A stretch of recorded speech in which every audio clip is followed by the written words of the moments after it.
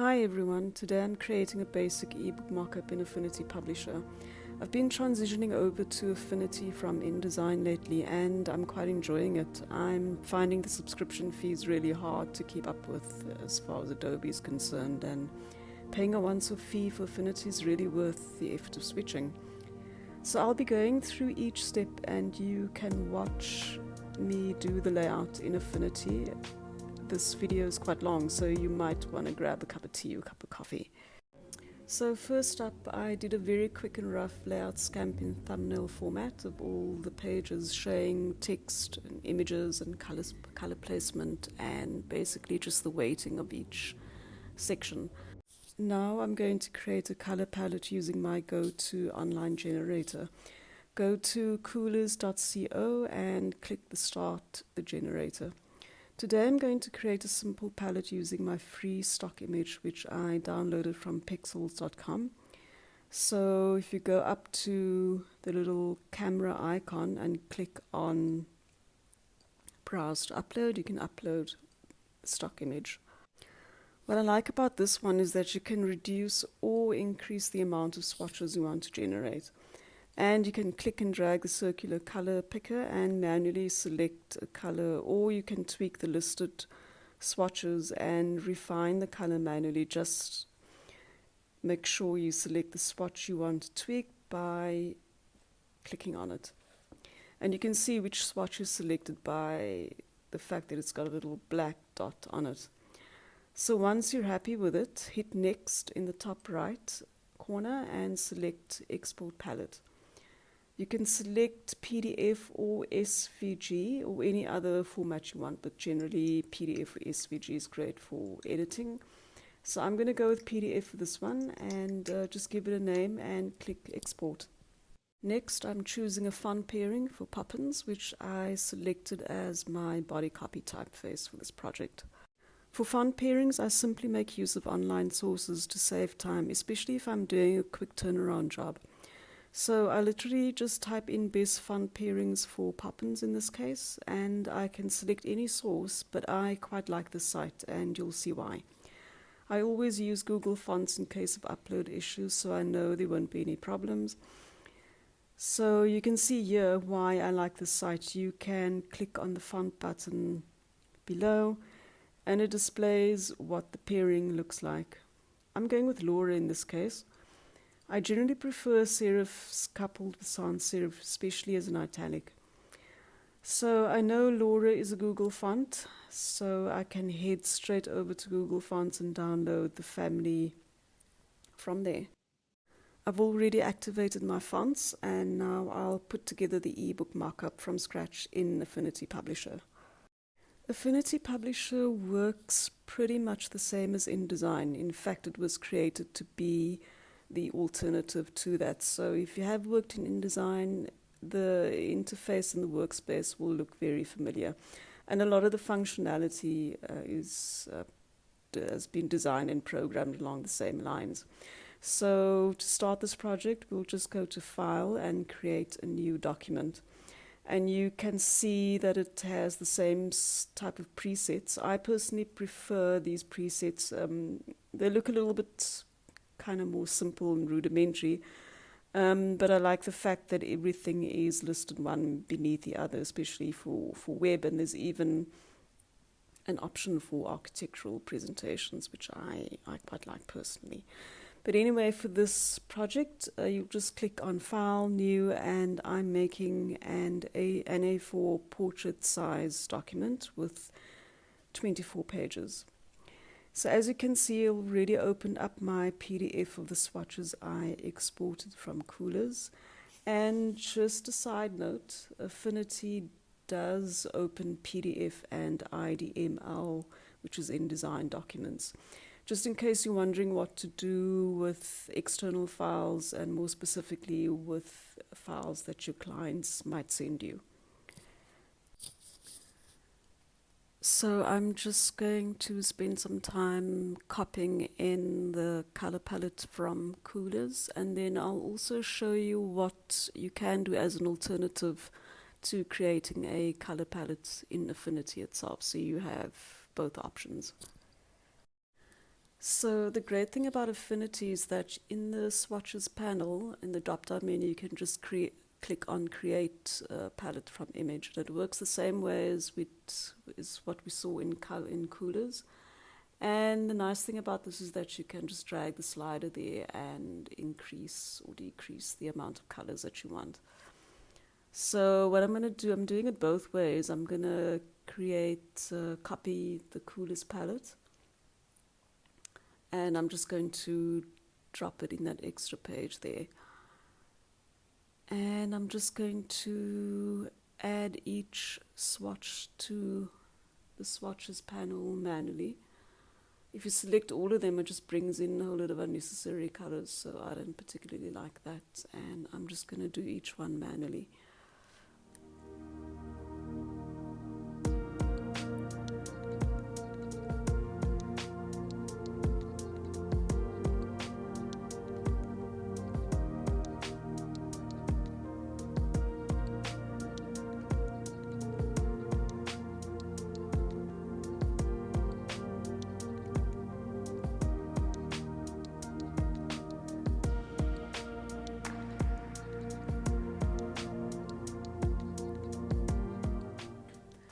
I'm going to keep working with a very simple color palette, and that's the one from Coolers. So when you're working in this document, you can basically decide which technique you want to use.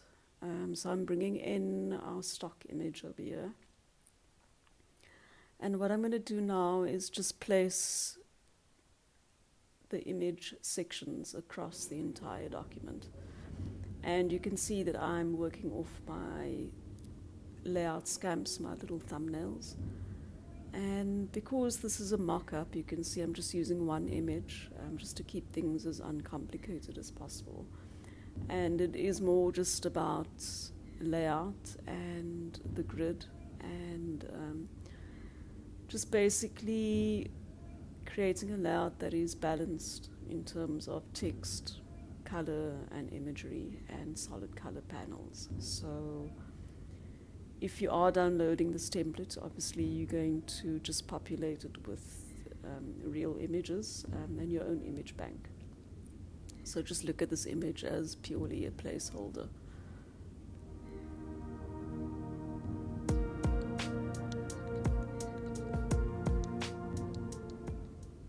What I like about Affinity is that the pages panel is a little bit bigger than what it is in InDesign, so I can really get a much clearer and more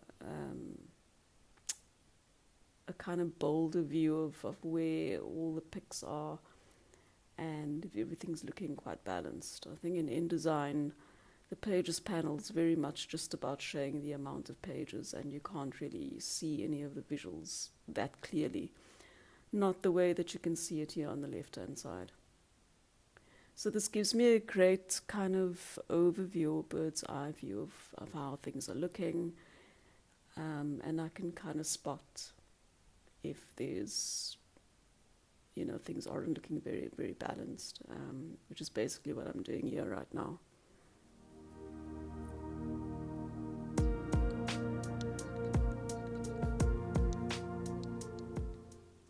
And you'll see once we start adding in solid color blocks and as well as headlines and body copy and things like that, it's kind of nice to spot, how to just spread things out quite evenly for balance. And especially as far as the color palette is concerned, you don't really want to have too many colors back to back. You want to kind of interchange them and swap them around a bit so that it gives your eye a bit of a break going from one color to the next.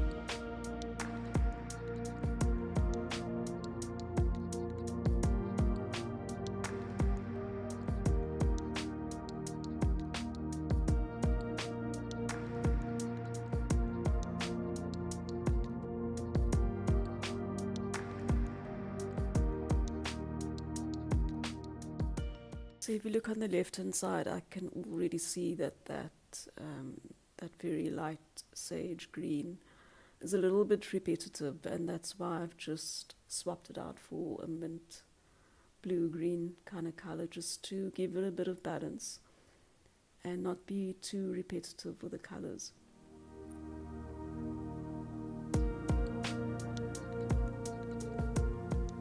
I quite like that middle white panel as just a bit of a break. As much as I love this color palette, you don't want to use too much of the same color so that it becomes monotonous. So definitely break it up with neutral colors like white or black or gray.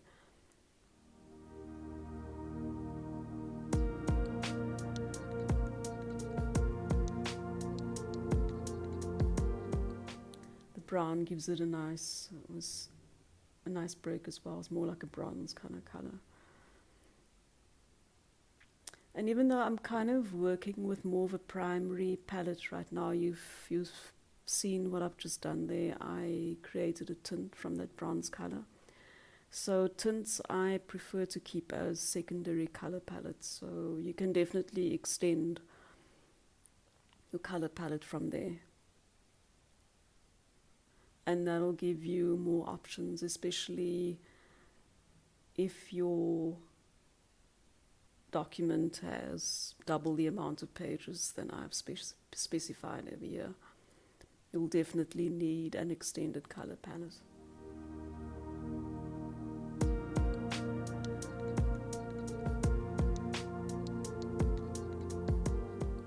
I'm not sure about that color. I think the white definitely works a bit better there, but it's always good to play around with tints and shades just for some variety, and adds a little bit of depth. I find that with a primary palette, all the colors are, in terms of weighting and intensity, are generally on the same sort of plane or the same level, and bringing in shades and tints adds a bit of depth. And it's great to use in certain areas that are where the information, the actual content differs a bit. So it's kind of a great visual device to introduce, to let the reader know what is important, what needs more consideration. I always find with tints you can kind of get into greater detail. And when it comes to kind of very loud and proud primary colors, they work kind of better for bolder content with its headlines or call-outs and things like that.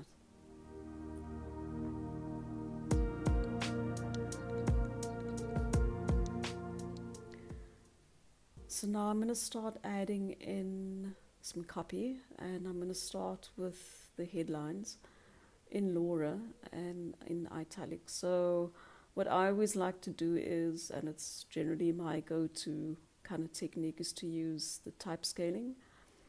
And if you've seen one of the other videos, I show you exactly how to create type scale. But basically I usually start from the bottom, which is the body copy size, and then just multiply in increments by 1.618. And that just ensures that the scaling from your smallest text to the biggest text is done sort of in proportion. And it's definitely much easier on the eye, and it makes for a cleaner, more polished layout. So I'm just going to go ahead and start populating the layout with text.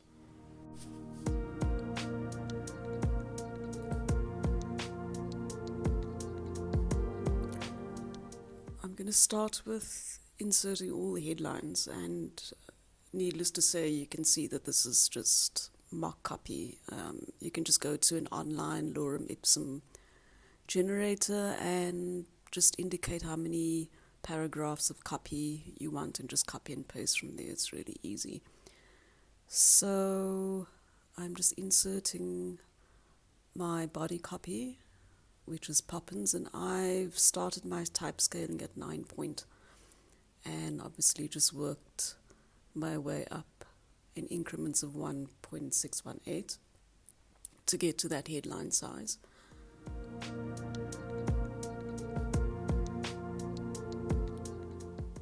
This is a very rough layout, so I'm not getting too perfectionist about the whole thing. And interestingly enough, this is one of the reasons why I started this channel, was to kind of combat my perfectionism when it comes to layout. And I guess it's just old habits dying hard, but I've also kind of been trained that way since when I started as a junior designer, kind of finessing and crafting things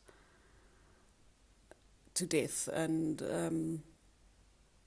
I think like almost 30 years later now, I'm kind of literally mentally exhausted from it, and I wanted to start doing graphic design and creating layouts by taking the perfection out of it. And this is one of the ways I like doing it, is just kind of working very roughshod and working in perhaps in mock-up form, and doing things very quickly and without overthinking things too much. So trying to work in a very sort of imperfect, uncurated and informal kind of way.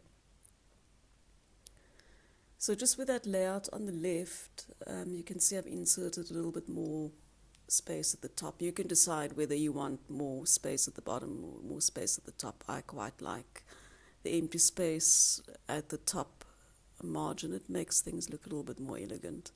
Another thing to consider is also the length of body copy and just the comfortable reading length. What you see over there, I'm not too sure how many words it is, but there is a very specific kind of guideline for the maximum length of a sentence before, the reader's eye kind of labors too much. So just take that into consideration. And then also the curves on letters on the left-hand side, try to have them overhang. I know in InDesign you can do it with a function called story, and it basically just overhangs all your text. Or you can do it quite manually. It's a kind of good way to practice. And it's all just an optical illusion in terms of graphic design practice and layout practice. So that's what I was talking about with the space at the bottom. I still prefer it, a bit more space at the top. What I'm doing here is I'm just creating an example of a subheading, and I'm going to choose pop-ins for that as well, and I'm just going to shorten that, and then I think I might actually go with bold or semi-bold in this instance. But just, the point is just to create a little bit of contrast. So you can do that either through the type scaling, making it a bigger point size, or you can specify a heavier font weight. For instance, in this example, I'm using Poppins semi-bold. And what I always do is the 1.5 principle. So just the line spacing between heading and body copy should be 1.5 of that subheading height. So it's nice to have it close to the body copy, but not so close that it looks a little bit squashed. So that 1.5 works quite nice. So I'm just copying all of those and taking it to the next spread. See, I'm going to play around with reversing copy out of solid color. So you don't always have to go for the obvious. You don't always have to reverse everything out of white. This is where tints come in really handy. For this, I'm just using a tint of that sage olive green. I find that colors that certain tints, like between 5 and 15% of a solid color, are so light that they can act as white, which is quite nice. So it makes the layout a little bit less stark. White can be quite hard and almost too bright to kind of look at. So it adds a little bit of softness and can make it look a little bit more polished.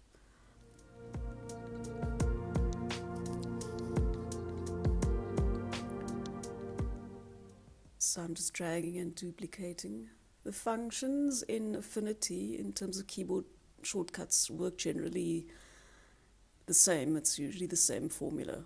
So that should be an easy transition for you if you are considering switching from InDesign to Affinity.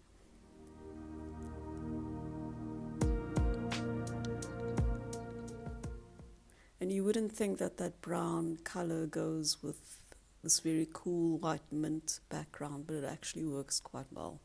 There's a nice balance between this sort of deep warm color and this mint color, which is, I guess, kind of, acts as not only a tint, but a little bit of a white in a way. Under normal circumstances, especially with client work, you would take greater care in just creating columns and sticking to the grid and things like that. But this exercise is merely just to show you how to throw together a quick ebook layout and just to activate your thinking in terms of weighting and distribution of color and text. And it's a great way to kind of build your confidence with multiple page layouts. I think some people find the process quite daunting and intimidating, but once you kind of take a bird's eye view and just pull back and not worry about getting too perfectionist from the get-go, it really does take the pressure off.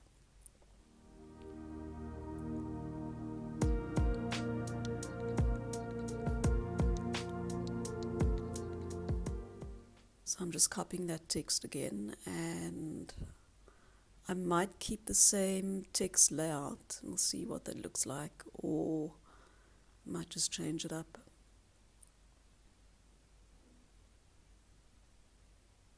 I must say the Pages panel on the left-hand side, it's much bigger and it's much clearer to see what is going on. So it's easier than having to zoom out of your workspace and scroll through the pages manually to see where you're at and what's working and what isn't working.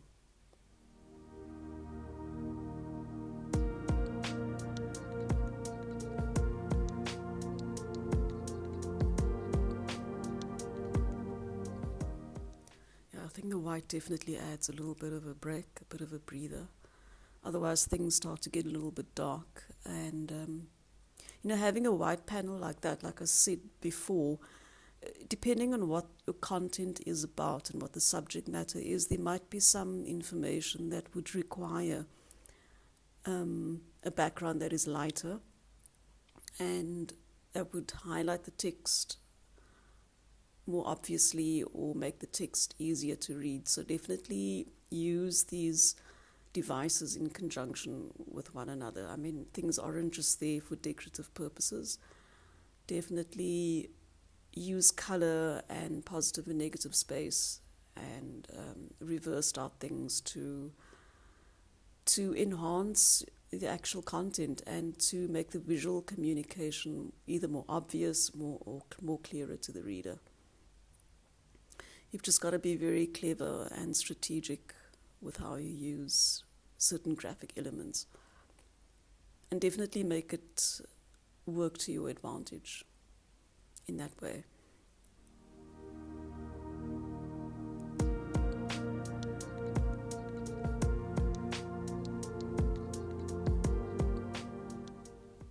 And in normal circumstance with live content, and if this was a client project, I would definitely switch on my grids and align things properly, but you can see where I'm going with this. I mean, you would know exactly what to do in your own instance. So this little bronze box over here would be great for either a bullet point list or a numbered list. You can even maybe make that a tint of that mint green. And it literally could be any color. But that's a great graphic device to use. And this is where you can see the benefits of extending your primary palette to secondary colors and even an accent color. An accent color would be great in that example over there.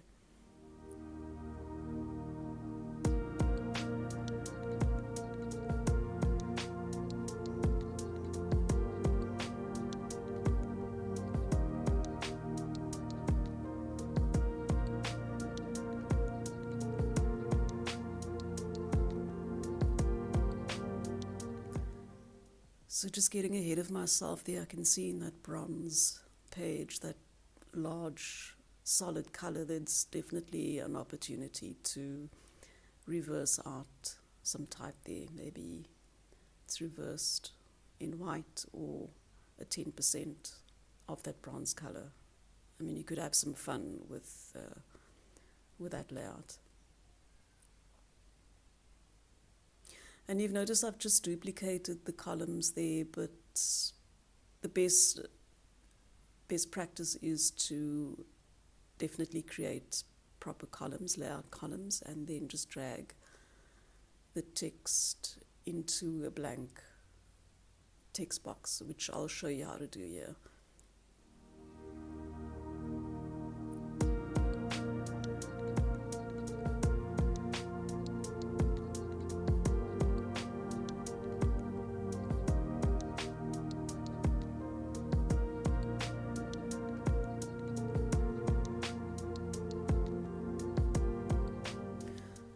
And this layout's video seems a little bit long and laborious, so we're kind of going through as if you're working in it in real time. But sometimes it's good to kind of just go through things slowly and watch someone do it without speeding through it, so you can kind of see not only the movement of the layout itself, where the mouse pointer is, but just having to see the palettes in context as well, and where you might find it once you are working in a document like this yourself. So this is what I was talking about. This is exactly how you would do it in InDesign. You would just click and drag the text over so it automatically links the boxes and makes the text flow into the next one.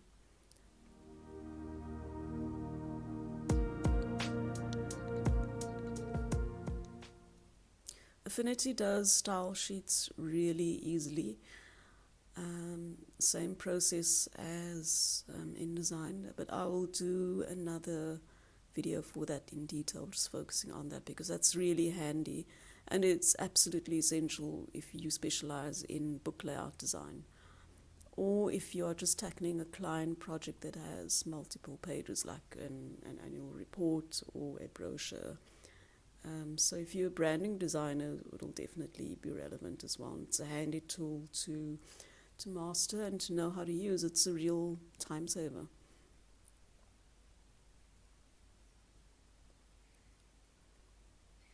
So there's an example of a tint. And again, that text box might be getting a little bit too long widthways, but I think in a real life job, I would just double check how many words I have there. And I'm just going to, in terms of an optical sort of effect and illusion, I'm just going to drop the headline down to the model's eyes. I always feel that, especially when the gaze is straight at the reader or the viewer, it draws your eye in, so it'll definitely draw your eye straight to the headline. So it's kind of like a great little trick to use, just line it up with the eyes. And it also sits quite nicely in the middle, vertically, of the layout. Of course, all of that's going to be dictated by the type of content that you have on the page and the length of it as well.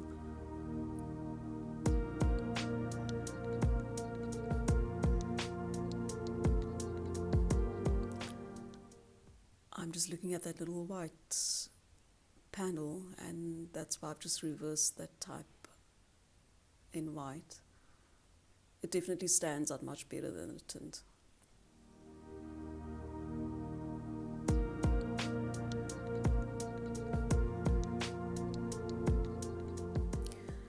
And as you just saw a couple of seconds ago, consider having headline text or quotes going over an image as well, but just bear in mind that the image needs to be kind of generic and quiet enough so that it doesn't fight with the text. I mean, you would never have text going over a model's face anyway.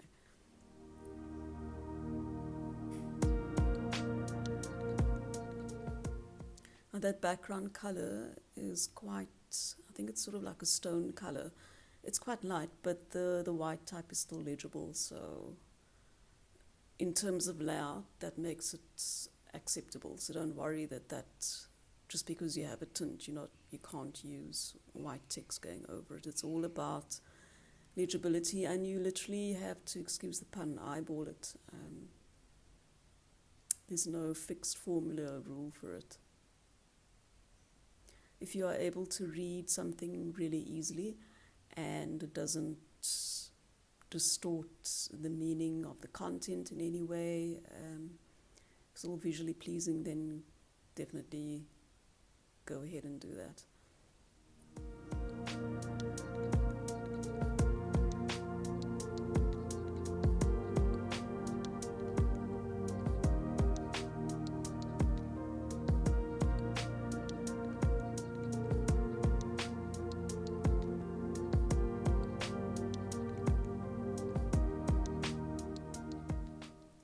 Not too sure what I'm going to do with this layout.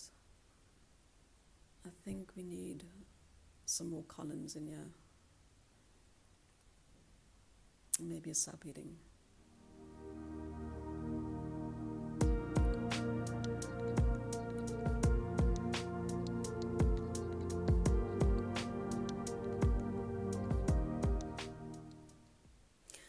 There are tons of keyboard shortcuts and little icon shortcuts, especially for the align tool. It's right at the top in the top panel. But I'm just using the drop-down menus just to show you where things are and just to kind of do things in a rudimentary, step-by-step kind of manner.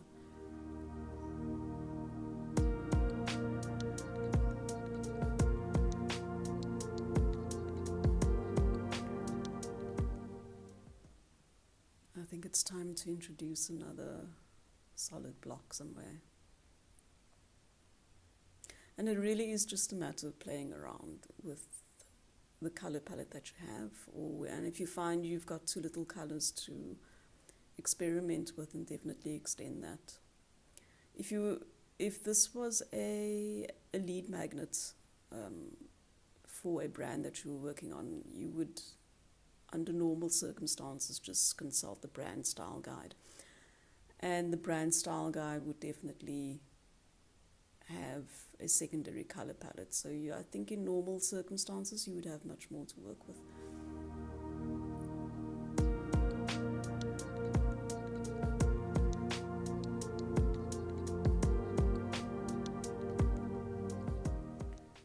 So a solid color block like that's just another opportunity to highlight some important content or some kind of a call out. Perhaps it's just an excerpt from another source, or just to let your reader know in a very subtle way that that is something that they need to consider and read separately. So it's all just very subtle graphic devices that you as a designer should always use to your advantage. Because sometimes, I mean, you get a copy deck from your client and there's just so much information, and devices like that can help you just categorize things and make things less overwhelming. So for the last page of this ebook, I thought it would be nice just to, I'm sure that you would need an about page or just some kind of information about the author, perhaps just something within that context, and maybe the circular device could be a bio profile pic of some kind.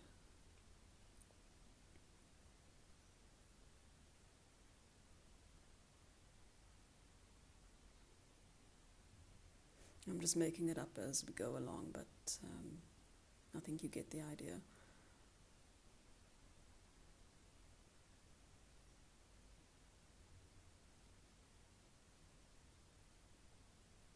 What we are missing here at the front of the document is a contents page.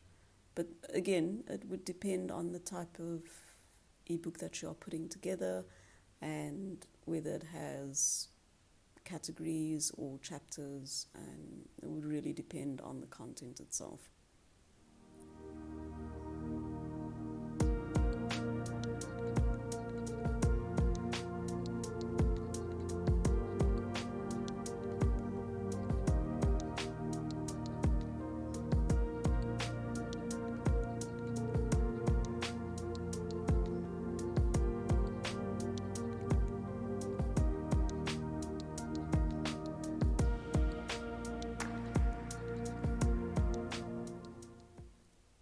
So I better say about that document.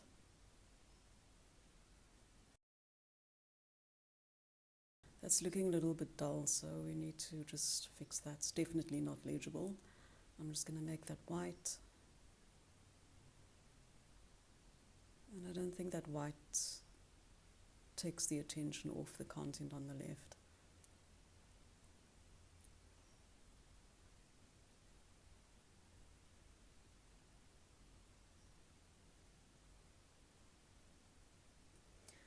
And then it's time to do our very last page, and that is the back cover. Now you'll notice I've set this up, and you can just see that I'm a typical print designer. I've set it up as spreads, as if they were meant to be in positioned. But I will show you in an ebook context, I will show you exactly what to do and how to fix that. So don't be afraid of setting it up like that at first. It's quite easy just to reshuffle the pages. So I'm just doing a pretend back page, which no doubt you will need some contact information, and a little solid block panel would be quite appropriate for that, I think.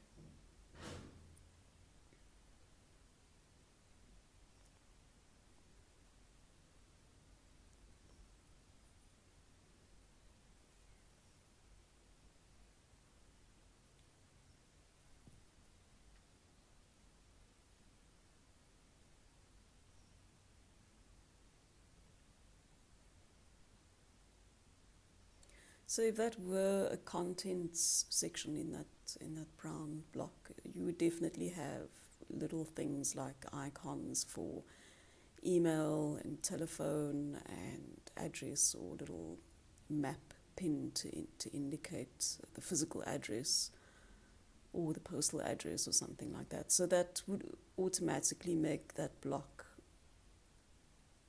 visually interesting.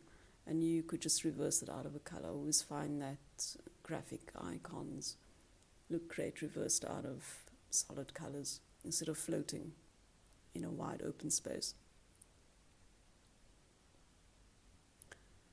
So I'm thinking perhaps maybe I'll just drop in a pic or something like that, but I'm just using one image because this is just a mock-up, so I'm not going to overcomplicate things. So I think that I will just copy and paste maybe the section behind her hair, the kind of shrubby, bushy, leafy section, just to indicate that that is going to be a photo or something, just to get a bit of contrast against all the solid color. And of course, never do that, never stretch an image, but just for layout purposes, I'm just going to cheat it.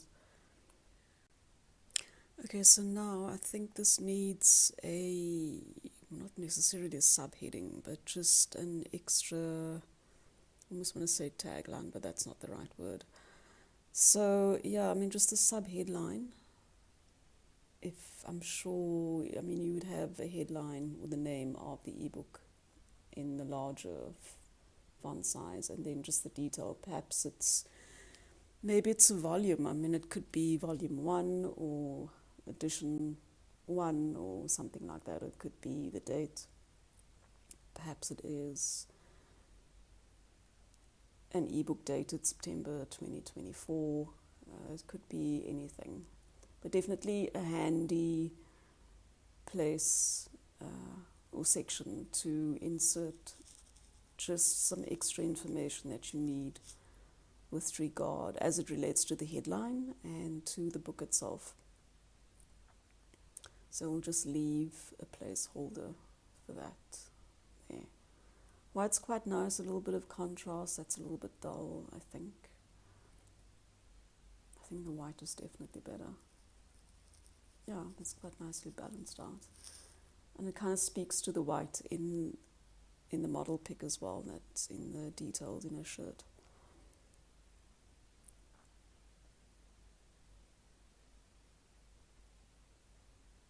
So I'm just going to go through every spread and just check if there's anything else I want to change.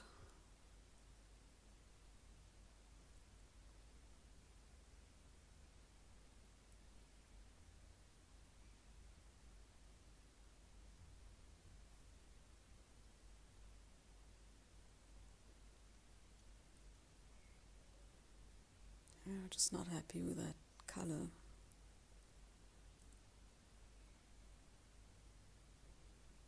I think that bronze color works really nicely.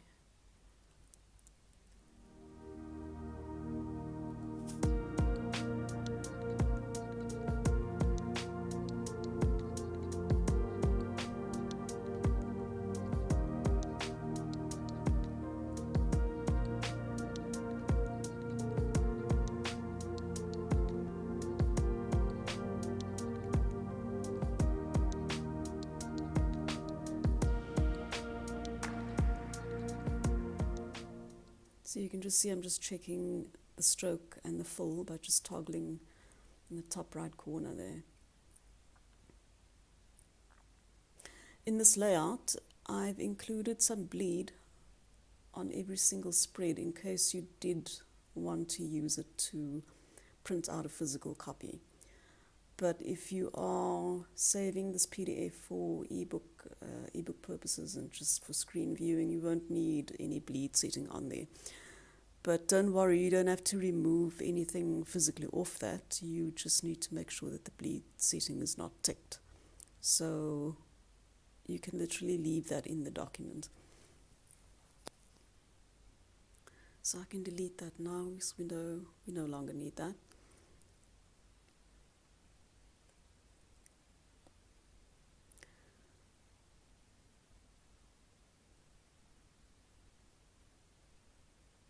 And that's the bleed setting that I was talking about.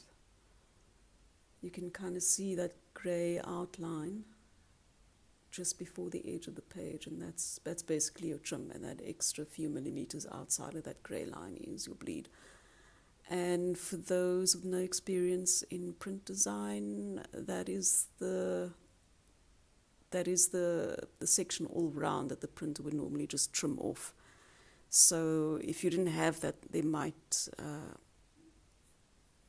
just trim on the white. Okay, so finally, I'm going to show you how to export for PDF viewing out of Affinity. Okay, so first what we're going to do is we're going to make a copy of the back page and then go all the way down to that extra page at the end and just drop it on there. So just literally copy and paste. And then we're going to do the same thing with the front cover. So again, just copy and paste and just make sure that you grab all the elements. And we're just going to make use of that single page, page 1, and just drop it on there. Don't forget the pick. And what I love about Affinity is you copy and you can just go Command paste and it drops it in exactly the right place. Usually in InDesign you'd have to go paste in place. And let's just align that. That looks good. So don't worry about that page. Don't delete anything. Just leave it right there. And I will show you exactly what to do with it once we've exported it. So you go File, Export. And you will just select all spreads, and all the settings in there should be fine. Okay, so I've opened up the PDF in preview, just in case some of you don't have Acrobat Reader or Acrobat Professional. So remember I said don't delete anything out of your Affinity document. You're basically just going to delete it within the PDF viewer. And there you have your ebook PDF. As simple as that. So it wasn't really necessary to create separate pages up front. And if you want a single page PDF in the export panel, just select all pages instead of all spreads in the drop down menu, and then you can just specify which pages you want.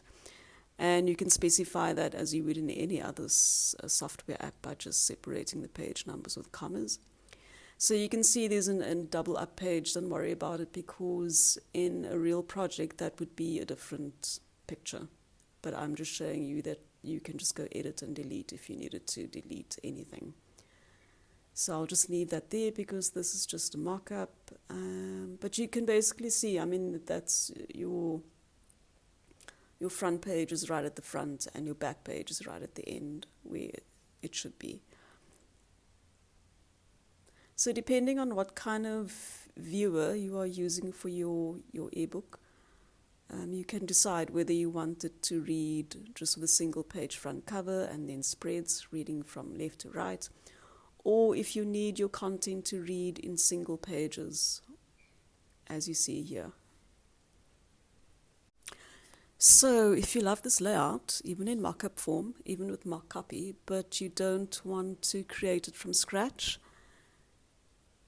get this editable layout in my shop now for $16, and you will get a zip file with the free fonts, and it's all legal because it's Google Fonts if you don't want to go and download anything yourself. And you get the free image, and the image is from pixels.com, so that is legal as well, so don't stress about that. And then the color palette PDF all included in the download, and everything's done for you. If you are looking to learn basic graphic design and you want to work within a design template, but you want to do a little bit more than a lot of these online applications allow you to do. In other words, if you want to finesse and craft typography and manipulate it more than you would in a program like Canva and similar, then I would suggest trying out Affinity. It is much cheaper than InDesign, and InDesign, it might be quite overwhelming for a beginner. Worried about software? Don't stress about it. You can absolutely download Affinity Publisher for desktop, and you can download it for iPad as well. If you are working on mobile, I have both, and they both work really well. The great thing about Affinity is that you can download it for free, and they've got excellent tutorials as well. And as at the date of this video, which is September 2024, they are offering a 180-day free trial, obligation free, so you do not need to hand over your credit card details. So definitely check that out. And like I said before, this is great if you want something just a little bit more sophisticated and a little bit more advanced than Canva. Thanks for watching, and help me grow this channel by subscribing below. If you are switching from another software application to Affinity, leave a comment below too and let me know how that's going for you. And by all means, go and grab that template and start experimenting. And leave a note as well and tell me how it worked out for you.